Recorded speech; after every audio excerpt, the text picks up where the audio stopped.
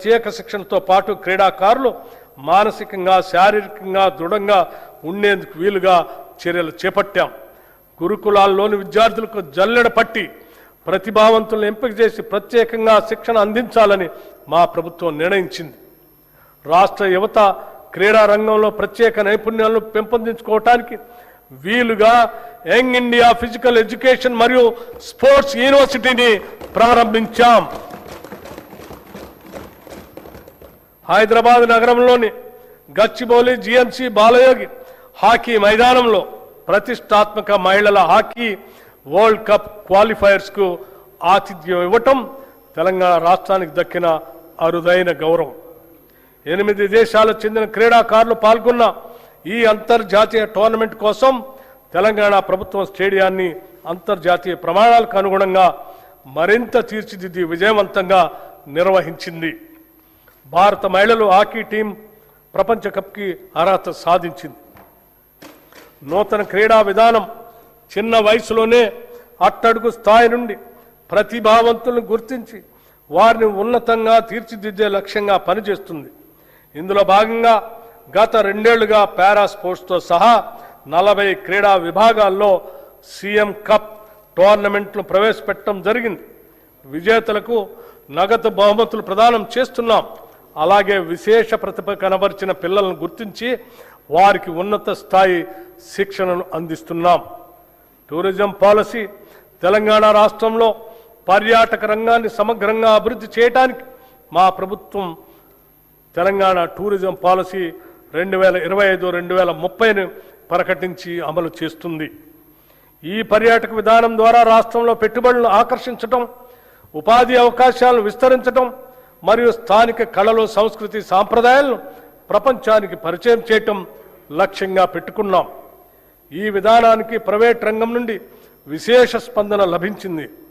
తద్వారా 25,000 కోట్ల రూపాయల పైగా పెట్టుబడులు ప్రతిపాదనల దశల్లో ఉన్నాయి.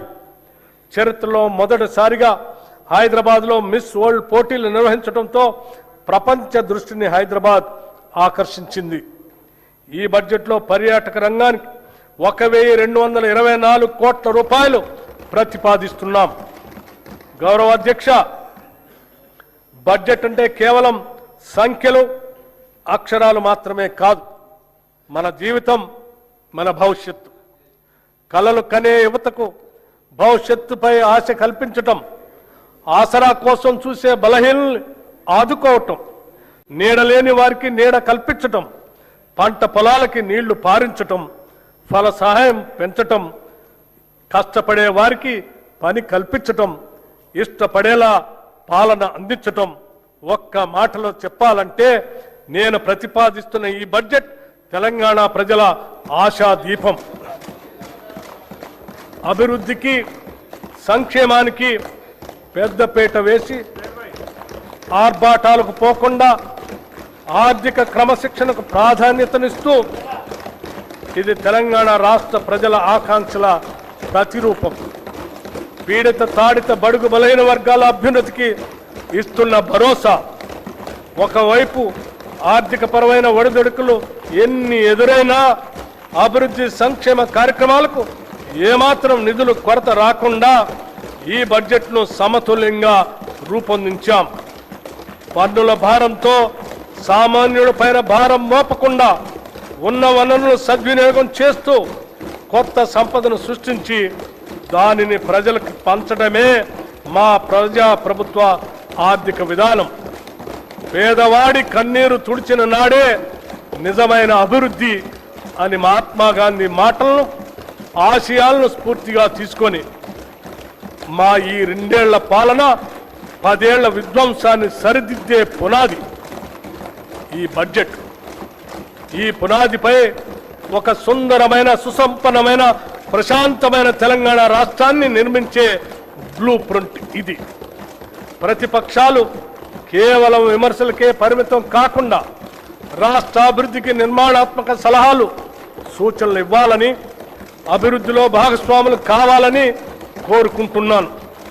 2026-27 బడ్జెట్ అంచనాలు 2026-27 ఆర్థిక సంవత్సరానికి మొత్తం వ్యయం 3,24,234 కోట్ల రెవెన్యూ వ్యయం రూపాయలు 2,34,406 కోట్లు మూలధన వ్యయం 47,267 కోట్లుగా ప్రతిపాదిస్తున్నాను.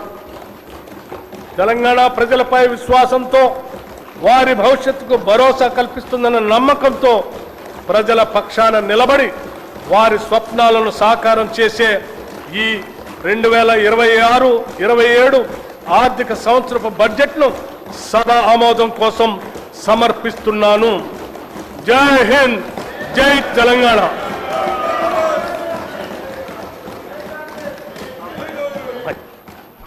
Annual financial statement budget for 2026-27 presented. The House is urged to meet again at 10 a.m. on Monday, the 23rd March 2026.